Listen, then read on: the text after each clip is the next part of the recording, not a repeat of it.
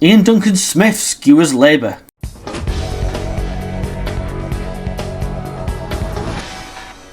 Because all the Labour ministers are running scared, they sent a junior minister, Dan Jarvis, I think he's a junior minister anyway in the Home Office, out to Parliament to try and defend the government's indefensible position. Ian Duncan Smith, who is one of the MPs that has been personally sanctioned by China for criticising them and banned from entering the country, then points out some pretty obvious... Give to the CPS, not even by ministers, but by officials. The question is why not? But the question I really want to ask is this absurdity about the role or lack of role of the National Security Advisor.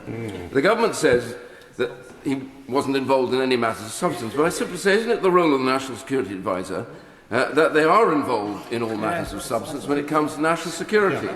So I ask, what's the point of a National Security Advisor who does then not involve themselves in matters of national security, as in this case, but instead we are meant to believe that the Deputy National Security Advisor is allowed in this case to involve themselves in substantial matters of national security, but not apparently to discuss these substantial matters of national security with the National Security. They're still trying to say that Jonathan Powell had nothing to do with the collapse of the trial, when we don't know for a fact, but it looks very much like he did. They're trying to say he was nothing to do with any of this, but Ian Duncan Smith is right, isn't he? Sure to God, your National Security Advisor is involved in conversations, high-level conversations at that, of national security. We know that Jonathan Powell, from places like Guido Fawkes, held meetings with China. Their lies are falling to pieces. They're tripping over themselves to think of new lies to tell, not just to Parliament, but to us. And lying to Parliament, sadly, is a much more serious offence than lying to the public. There is no way out of this for them. They have to come clean.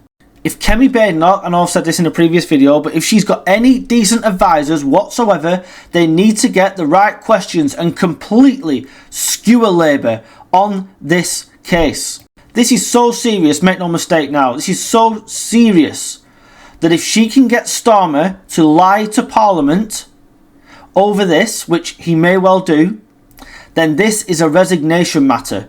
They will try and ditch Jonathan Powell first, being not actually an MP. Then they will try and ditch a minister.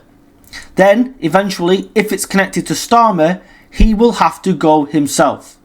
Starmer has let countless people resign, sacked countless people. Eventually, those people turn on you because they know they're going to be next, giving up their jobs to defend him, when most people in this country wouldn't piss on him if he was on fire.